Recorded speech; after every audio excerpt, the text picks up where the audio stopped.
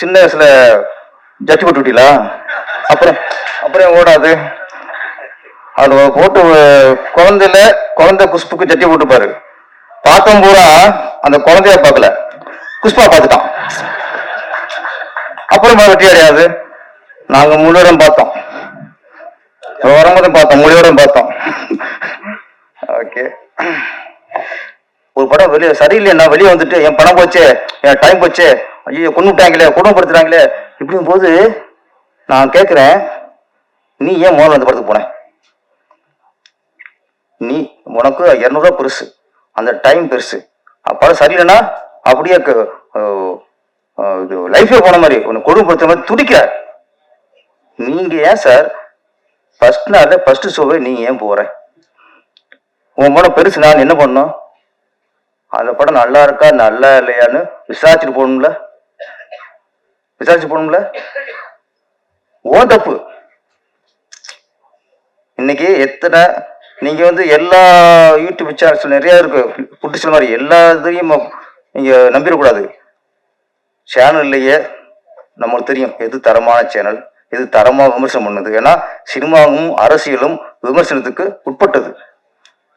நாங்க என்ன சினிமாவில் விமர்சனம் போது உங்களை தூக்கி கைது பண்ணி கூட வைக்க முடியாது, அரசியல் பண்ணி விடுவாங்க, நாங்க பண்ண முடியாது. அதனால இது நீங்க படம் பார்க்கும்போது தெரிஞ்சுட்டு போங்க தயவுசெய்து. இல்ல ஃபர்ஸ்ட் நாள் பார்க்க போறோம்னா சும்மா படம் சரியில்லை சரின்னு ஒரு 4 மணி சொல்லிட்டு வந்துருங்க. இங்க பாதிக்குது. நீங்க ரொம்ப போட்டு பார்க்கும்போது அது எனக்கு சில படங்கள்லாம் நானும் படம் பார்த்தேன் முன்னெல்லாம், எனக்கு பிடிக்காம இருக்கும். பெரிய படம் சூப்பர் ஓடி இருக்கும். சில இடம்லாம் படம் அப்படின்னு நான் நினைச்சிருக்கேன், படம் அவுட் ஆயிருக்கு. என் ரசனைக்கு இருக்காது. என் ரசனைக்கு ஒரு படம் பிடிக்கலன்னா மற்றவங்க ரசனைக்கு பிடிக்கும். நம்ம நீதிபதி இல்லை. தயவுசு இந்த மாதிரி பணம் போச்சு டைம் போச்சு இப்படி பதறவங்க தயவுசு இப்போ ஃபர்ஸ்ட் நாள் போகாதீங்க. படத்தை நல்லா தெரிஞ்சுக்கிட்டு நல்லா இருக்க நல்லா தெரிஞ்சுக்கிட்டு போங்க. பொழுதுபோக்க சிலர், பொழுதை போக்கவே சிலர். இவர் இரண்டிற்கும் இல்லை. தன் கருத்துக்களை எப்போது மேடையில் எளிய முறையில் எளியவர்களிடம் பேசும் இயக்குனர் பேரரசு அவர்களை நேரம் கருதி சில வார்த்தைகள் பேச அழைக்கிறோம்.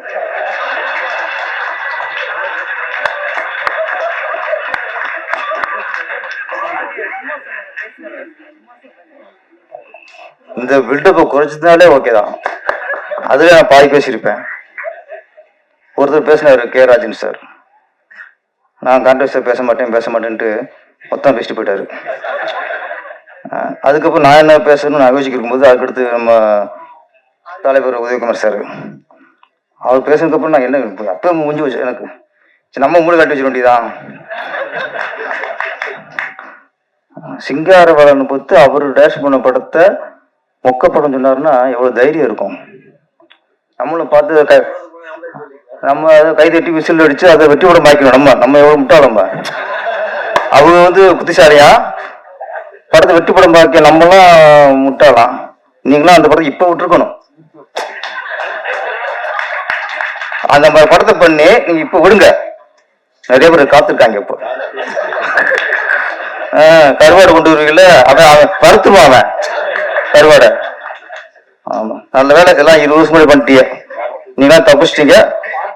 பார்ட் 2 இருங்க. நீங்க வாங்க, பார்ட் 2 வாங்க, நாங்க பார்த்துட்டு வரோம். கலைஞானி கமலஹாசனை வச்சுக்கிட்டு உலக நாயன்னு சொல்லக்கூடாதுட்டாரு. அது எப்படி சொல்றேன்னு தெரியல. அப்படி பழகிட்டோமா.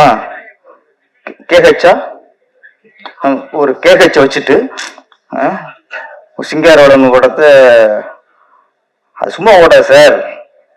எங்கேயுமே போர் அடிக்கல, எல்லாம் ரசிச்சா. குஷ்பு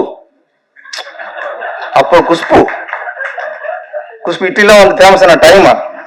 அதுவும் காரணம். நீங்க உங்க கதையை விட்டுருங்க, எங்களுக்கு குஷ்பு முக்கியம். அப்போ அது பாங்க சின்ன வயசுல ஜட்டி போட்டு விட்டீங்களா? அப்புறம் ஓடாது. அது போட்டு குழந்தை குஷ்புக்கு ஜட்டி போட்டுப்பாரு. பார்த்தோம் பூரா அந்த குழந்தைய பார்க்கல, குஷ்பா பார்த்துட்டான். அப்புறம் வெட்டி அடையாது. நாங்க முழுவதும் பார்த்தோம், வரும்போதும் பார்த்தோம், முழுவதும் பார்த்தோம். ஓகே. இந்த படத்தின் தயாரிப்பாளர் கார்த்திகேசன். அவருடைய பலம் வந்து தெரிஞ்சு வச்சு நட்பு தான். என்னை விட உறவுகளை விட நட்பு தான் எப்பவுமே முக்கியம். நட்பு தான் எப்படியா இருந்தாலும் கூட இருப்பாங்க. உறவுகளும் அப்படி இல்லை, நல்லா இருந்தா கூட இருப்பாங்க, நல்லா இல்லைன்னா குழி ஓடிப்பாங்க. அந்த அளவுக்கு உறவு. இந்த நட்பு இன்னைக்கு நட்பு தான் வந்திருக்காங்க நினைக்கிறேன். அடுத்தபடி ஆடியில் வந்து நேர் சைடில் வைங்க, அந்த அளவுக்கு நட்பு வட்டாரம் கூட்டணும். ஒரு போராட்டம். ஒரு 25 வருஷமா சினிமா நேசிக்கிறவங்க தான் வரும் சார். இது வந்து ஒரு வியாபாரமா பார்த்தாலோ இல்ல ஒரு ஒரு ஒரு மோகமா பார்த்தாலும் இத்தனை வருஷம் பத்தி வந்து ஜெயிக்க முடியாது. அது ஒரு சினிமா நேசிக்கணும், லவ் பண்ணணும். அதை இங்க லவ் பண்ணிருக்கிய, நீ லவ் பண்ணால கொண்டாந்து சினிமா கொண்டு வந்துடும் எங்களுக்கு. அப்போ இந்த கதை, இப்ப ஒரு இயக்குனர் வந்து தன்னோட கதையே இயக்குனார்னா ஒன்றும் பிரச்சனை இருக்காது, அது பெரிய விஷயம் இல்லை. ஏன்னா தன்னோட கதையில அவங்க ஊருக்கு போய் திரைக்கதை பண்ணி வசனம் எழுதி தாங்களே இயக்கும்போது எந்த பிரச்சனையும் வராது. இன்னொருத்தர் கதையை இயக்கும் போதுதான் அது பெரிய விஷயம். ஏன்னா சின்ன பயம் இருக்கும். அந்த கதாசிரியர் என்ன நினைச்சு எந்த உணர்வு பூர்வமா பண்ணியிருக்காரோ அது கெடுத்துடக்கூடாது. அது ரொம்ப ஒரு கவனம் இருக்கும், பயம் இருக்கும். இது வரைக்கும் நான் என்ன என் படம் எல்லாமே நான் தான் கதை, அதனால அது ஒரு சுதந்திரம் இருக்கும். இன்னொருத்தர் கதையை பண்றோம்னா எனக்கு இப்பவே கையில் ஆட ஆரம்பிச்சிடும். ஏன்னா அங்க வந்து அது இன்னொருத்தருடைய சொத்து, அது அதை செதுக்குறங்கிறது கொஞ்சம் ஒரு டேஞ்சரான விஷயம் தான்.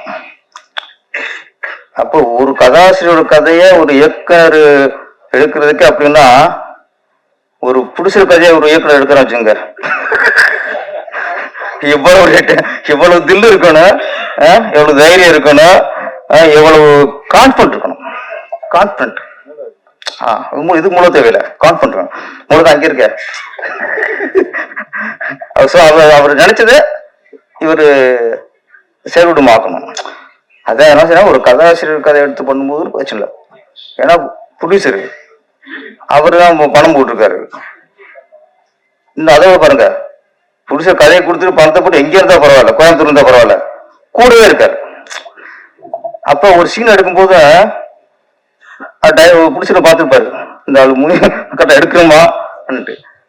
அது உண்மையிலேயே இது புது அனுபவம் தான் அவருக்கு, நம்ம மணிமூர்த்திக்கு. அதனால இங்கேயே நீங்க பாஸ் ஆயிட்டீங்க. ஏன்னா இருக்கிறதே சந்தோஷமா உட்காந்து யாருன்னா பிடிச்சதுதான். நல்லா சிரிச்ச முகமா ஒரு வினிச்சக்கரவர்த்தி மாதிரி. ஆமா, ரைட்ல பார்க்கும்போது அப்படியே டக்குனு வினிச்சக்கரவர்த்தி எங்களுக்கு ஞாபகம் வந்துச்சு. ப்ரொடியூசரு, டைரக்டர் எல்லாருமே ஹீரோ, எல்லாருமே ஹீரோயின், எல்லாருமே ஹாப்பியா இருக்காங்க. இருந்து தெரிஞ்சு வச்சு இப்ப நல்லா வந்திருக்குன்ட்டு நீங்க தான். ஓகே, அவர் கதை ஒரு திரைக்கதை. ஆமா, இங்க ஒரு விஷயம் நல்ல விஷயம் நடந்துச்சு. ப்ரொடியூசர் பேசும்போதும் சரி, இயக்குனர் பேசும்போதும் சரி, கதாநாயகன் பேசும்போதும் சரி, கதாநாயகி அனுசுயா, நான் கரெக்டா பேர் வச்சுட்டேன், வச்சிருக்கேன், நீங்க மறந்துட்டீங்க. எஜமான் என்ன எஜமான்? இல்ல நீ கேட்டதுனால வச்சுட்டு அதை நம்ம மறந்துடக்கூடாது. அதுக்கப்புறம் நானும் மூஞ்சிய பார்த்தேன், நீங்க அழகு சொன்னதுக்கு அப்புறம் நான் பார்த்தேன். ஏற்கனவே நீங்க ரசிச்சிட்டிய, நான் பார்க்கவே இல்லை. என்னடா சின்ன கவுண்டர் பார்த்து ரசிச்சிருக்காரு, அப்போ நல்ல ஹீரோனத்து இருக்கும். ஏன்னா சுகன்யாவே பம்பரை விட்டு வருவாரு. அதனால அந்த ரசனை அவர் கரெக்டா இருக்கும். அப்புறம் நானும் பார்த்தேன், கலையாத்தா இருக்கீங்க அனுஷியா, அவர் சொன்ன மாதிரி பெரிய ஹீரோன் ஆயிருவீங்க. ஓகே ஓகே, கண்டென்ட் மாறி போச்சு. இங்க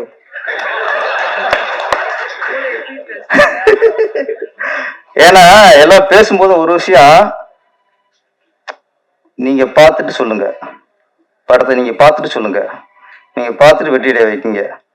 நாங்க இந்த மாதிரி அவர் கதையை நான் முடிச்சோட நான் பண்ணியிருக்கேன். எல்லா பொறுப்பையும் மக்கள்கிட்ட விட்டாங்க, ரசிகர்கிட்ட விட்டாங்க. நாங்க அப்படி பண்ணியிருக்கேன், இப்படி பண்ணியிருக்கேன், இது மாதிரி படம் வந்தது இல்லை அப்படின்னு கொஞ்சம் பில்டப் பண்ணியிருந்தேன்னா கொஞ்சம் டேஞ்சர் ஆகி போலாம். அது இல்லை. அதனால தன்னடக்கம் தான் மனிதனுக்கு மிகப்பெரிய வெற்றி. அந்த தன்னடக்கம் வந்து ப்ரொடியூசர் இருந்துச்சு, இயக்குனர் இருந்துச்சு, நம்ம அசோக் ஹீரோட்ட இருந்துச்சு. இந்த விஷயம் நம்ம ட்ரெயிலர் பாடம் பார்க்கும்போது ஃபர்ஸ்ட் சாங் அந்த திருவிழா அட்மாஸ்பியர் ரொம்ப சிறப்பாக இருந்துச்சு. உண்மையிலே ஒரு திருவிழாவில் போட ஒரு எஃபெக்ட் இருந்துச்சு. அது ஒரு இந்து கோயில் ஃபேக்டர். அதுக்கடுத்து எல்லாம் உள்ள அல்லாண்டு ஒரு பாடல் ஐயா பாடினாரு, நல்லா பண்ணாங்க. அது ஃபுல்லா பேக்டாப் பள்ளிவாசல், ஒரு இஸ்லாமிய பேக்டாப். அதுக்கப்புறம் டியூட் சாங், அங்கே பார்த்தா சர்ச்சு தெரிஞ்சு, சிலுவை தெரிஞ்சு. அப்ப ஒரு 3 பாடலையுமே எங்களுக்கு எம்மதமும் சம்மதம்ட்டாரு டைரக்டர். இந்துக்களை காட்டாரு, இஸ்லாமியர்களை காட்டாரு, கிறிஸ்தவத்தையும் காட்டாரு. நான் சினிமாவில் தான் சார் நம்ம எம்மதம் சம்மதங்கிறோம், எல்லா ஜாதியும் ஒண்ணுங்கிறோம், சினிமா சொல்லிக்கிருக்கோம். ஏன்னா சினிமா இன்னைக்கு சினிமாக்காரன் தான் அதுல பொறுப்பா இருக்கான். வெளியே போயிட்டா மதம் தான் இன்னைக்கு புறப்படுற இடமா போச்சு, அரசியல் பண்ற இடமா போச்சு, ஜாதி தான் இன்னைக்கு அரசியல் பண்ற இடமா போச்சு. அந்த வகையில நாங்கெல்லாம் சினிமாக்காரங்கிறதுல ரொம்ப ரொம்ப பெருமை.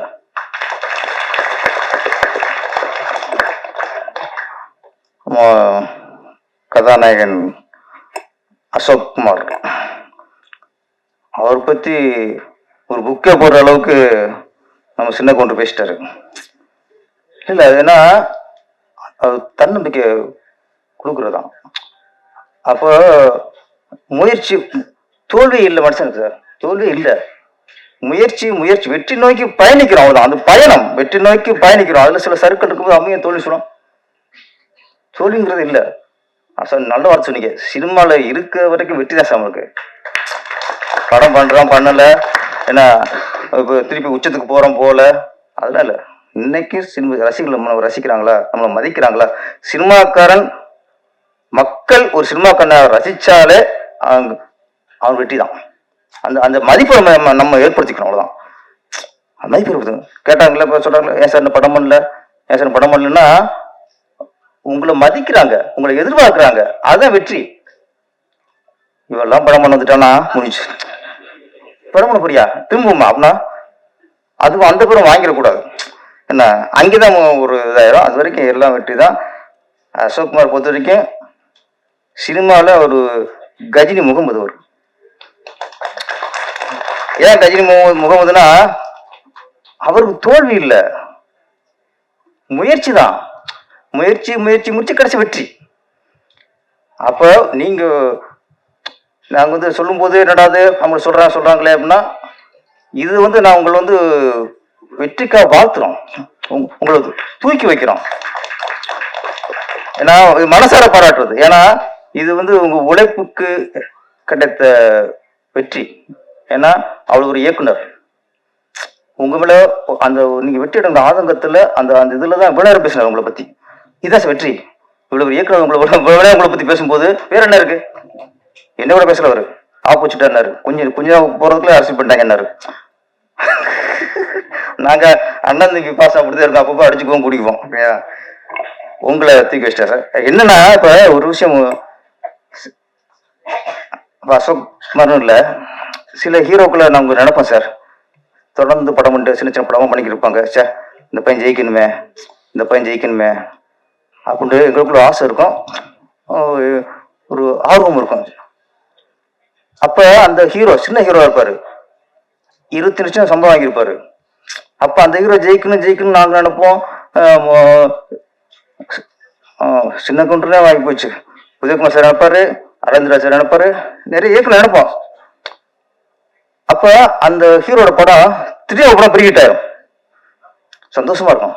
சார் சின்ன ஹீரோ படம் ஜெயிச்சிருச்சியா, என்ன நினைக்கிறோம், ஒரு சின்ன ஹீரோ படம் ஜெயிச்சிருச்சியா அப்படின்ட்டு எல்லாம் சந்தோஷம். இண்டஸ்ட்ரி சந்தோஷப்படும், எல்லா இயக்கம் சந்தோஷப்படுவாங்க, பிடிச்சி சந்தோஷப்படுவாங்க. அது ஜெயிச்சதுக்கு அப்புறம் 20 லட்சம் வாங்கின அந்த ஹீரோட்ட திருப்பி போனா 3 கோடி கொடு. ஒரு படம் ஜெயிச்சிச்சு, எல்லாம் சந்தோஷப்பட முடியா? ஏன் இப்ப சந்தோஷப்படுறோம்? ஒரு 20 லட்சம் வாங்கின ஒரு ஹீரோ படம் ஜெயிச்சா அடுத்து ஒரு 50 லட்சம் வாங்குவாப்புல, ஒரு 1 கோடி வாங்குவாப்புல. அப்போ ஒரு சின்ன பிடிச்செல்லாம் படம் பண்ணலாம் நினைச்சு நாங்க ஆசைப்படுவோம். நீ டக்குன்னு 3 கோடி கேட்கும்போது அப்ப என்ன மக்கள் எல்லாம் பிடிச்சா நினைக்கிறாங்க, எல்லாம் பிடிச்சிடும் ஏன்டா இவனை ஜெயிச்சுன்னு நினைக்கிறான். அது சாபமாயிரும். நான் சொல்றேன், அது அந்த ஏன்டா இவனை ஜெயிச்சு நடந்தால சாபமாயிரும். அதனால ஹீரோக்கள் வந்து 20 லட்சம் நீங்க ஒரு சம்பளம் வாங்குதான் ஒரு படம் ஹிட் ஆயிடுச்சா 50 வாங்கலாம். அந்த படம் ஹிட் ஆயிடுச்சா அப்படி ஒரு ரூபா வாங்கலாம். நீங்க 2 மடங்கா ஏத்துனா பரவாயில்ல. ஏன்னா வெற்றிங்கிறது தானே, அதே சம்பளம் வாங்குறதுக்கு வெற்றி அடைகிறோம். வெற்றிங்கிறது 2 மடங்கு வாங்கலாம் ஆக்கலாம். 10 மடங்கு ஆக்கும்போது தப்பா பேசு. அப்ப அடுத்து ஒரு விட போச்சுன்னா அத்தனை நிமிஷம் விட்டு ஓடிடுவாங்க உனைய, திருப்பி வீட்டு சும்மா இருக்கணும். அதாவது நாங்களாம் இண்டஸ்ட்ரி இயக்குனராக இருக்கட்டும், தயாரிப்பாளராக இருக்கட்டும், நாங்களாம் ஆசைப்படுறது சின்ன அசோக் நீங்க ஜெயிக்கணும் சத்தியமா ஆசைப்படுறோம். நாங்க சத்தியமா ஆசைப்படுறோம். இன்னைக்கு என்ன சம்பவம் தெரியாது எனக்கு. ஆனா ஒரு கூட ஹிட் ஆயிடுச்சுன்னா, இதே படம் பெரிய ஹிட் ஆயிடுச்சுன்னா நீங்க சம்பளத்தை படிப்படியா ஏத்துங்க. அதே மாதிரி படிப்படியா இருக்கும். டக்கு நான் 20 வயசு ஆகும்போது அடுத்து நீங்க 3 கோடி 4 கோடி கேட்கும்போது திருப்பி எப்படி சின்ன பிடிச்சி வருவான். அதுதான். ஆனா நீங்க ஜெயிக்கணும், படிப்படியா உங்க சம்பளம் உயரணும். நீங்களும் 100 கோடி சம்பளம் வாங்குற அளவுக்கு படிப்படியா உயரணும். மற்றபடி படம் லாரா இன்னொரு டாபிக் வேணாம். என்ன அது மாதிரி எல்லாம் சொல்லி பேசியாச்சு. ஒன்னே ஒரு சில ரசிகர்களுக்கு சொல்லிக்கிறேன், ஒரு படம் சின்ன படமோ பெரிய படமோ பெரிய ஸ்டார் படமோ ரிலீஸ் ஆகட்டும். இப்போ பெரிய நடிகர்களோட படங்கள் வரும்போது அவங்க ரசிகர் இருப்பாங்க. அவங்க ரசிகர் வந்து ஃபர்ஸ்ட் நாளே ஃபர்ஸ்ட் ஷோவை பார்க்கணும் ஆர்வத்தில் போவாங்க. முதல் நாள் பார்த்தா தான் அவங்களுக்கு அந்த ஒரு பார்த்து திருப்தி இருக்கும். அது ஒரு மோகம் சொல்லலாம், அது ஒரு இது சொல்லலாம். அந்த நடிகரோட ரசிகர்கள் படம் பார்த்து வெளியே வரும்போது அந்த படம் ரொம்ப சுமாராக இருந்தாலும் சரி, சரியில்லைன்னு சரி, வெளியே வரும்போது கேட்டால் என்ன சொல்லுவாங்க, வேற லெவல் சூப்பர் அப்படின்னு வருவாங்க. ஏன்னா அந்த நடிகரோட ரசிகன் அவன். அவன் வெளியே வரும்போது சான்ஸே இல்லை, வேற லெவல் வருவான். எத்தனை பார்த்துருக்கோம். அப்ப அந்த படம் சரியில்லைனா கூட ஃபர்ஸ்ட் நாள் பார்த்ததுக்காக அவன் கொடுத்த காசை போச்சுன்னு நினைக்க மாட்டாப்புல, வந்துடுவான். அவன் பார்க்கட்டும், பிரச்சனை இல்லை. ஆனா ஒரு ரசிகர் வந்து உன்னோட அந்த 200 ரூபா மிகப்பெரிய விஷயம் தெரியுதுல்ல உனக்கு, அந்த நேரம் 3 மணி நேரம் அந்த தேட்டர்ல உட்கார அந்த காலம் மதிப்புள்ளதா இருக்குல்ல. ஒரு படம் வெளியே சரியில்லைன்னா வெளியே வந்துட்டு என் பணம் போச்சே, என் டைம் போச்சே, ஐயோ கொண்டு விட்டாங்களே, குடும்பப்படுத்துறாங்களே, இப்படியும் போது நான் கேட்கிறேன், நீ ஏன் முதல்ல அந்த படத்துக்கு போன? நீ உனக்கு 200 ரூபா பெருசு, அந்த டைம் பெருசு. படம் சரியில்லைன்னா அப்படியே லைஃபே போன மாதிரி உன்னை கொடுமைப்படுத்துற மாதிரி துடிக்கிற. நீங்க ஏன் சார் ஃபர்ஸ்ட் நாள்ல ஃபர்ஸ்ட் ஷோவை நீங்க ஏன் போற? உன் படம் பெருசு, நான் என்ன பண்ணணும்?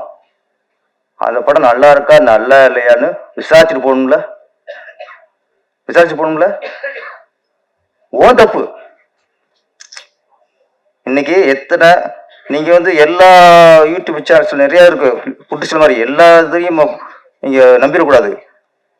சேனல்லையே நம்மளுக்கு தெரியும் எது தரமான சேனல், எது தரமா விமர்சனம் பண்ணுது. ஏன்னா சினிமாவும் அரசியலும் விமர்சனத்துக்கு உட்பட்டது.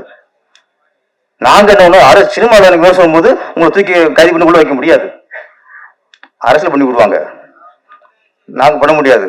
அதனால இது நீங்க வந்து படம் பார்க்கும்போது தெரிஞ்சுட்டு போங்க தயவுசெய்து. இல்ல ஃபர்ஸ்ட் நாள் பார்க்க போறோம்னா சும்மா வந்து படம் சரியில்லை சரியில்லை ஒரு 4 மணி சொல்லிட்டு வந்துருங்க. இங்க பாதிக்குது. நீங்க வந்து ரொம்ப போட்டு பார்க்கும்போது அது வந்து எனக்கு சில படங்கள்லாம் நானும் படம் பார்த்தேன் முன்னெல்லாம் எனக்கு பிடிக்காம இருக்கும், பெரிய படம் வந்து சூப்பர் ஓடி இருக்கும். சில இடம்லாம் படம் வச்சாண்டா அப்படின்னு நான் நினைச்சிருக்கேன், படம் அது அவுட் ஆயிருக்கு. என் ரசனைக்கு இருக்காது. என் ரசனைக்கு ஒரு படம் பிடிக்கலன்னா மற்றவங்க ரசனைக்கு பிடிக்கும். நம்ம வந்து நீதிபதி இல்லை. தயவுசு இந்த மாதிரி பணம் போச்சு டைம் போச்சு இப்படி பதறவங்க தயவுசெய்து இப்போ ஃபர்ஸ்ட் நாள் போகாதீங்க. படத்தை நல்லா தெரிஞ்சுக்கிட்டு நல்லா இருக்க நல்லா தெரிஞ்சுக்கிட்டு போங்க.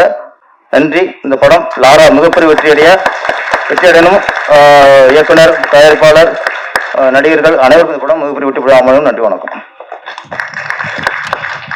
நன்றி. இப்போது லாரா படத்தின் இசை ட்ரைலர் வெளியீட்டு விழா இயக்குனர் சங்க தலைவர் மற்றும் செயலாளர் அவர்கள் வெளியிட படக்குழுவினர்கள் பெற்றுக் கொள்வார்கள்.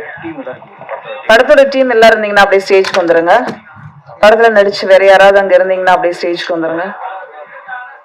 அசிஸ்டன்ட் டைரக்டர் வாங்க. அப்படியே கீழே உட்காந்துருங்க. அப்படியே போட்டோல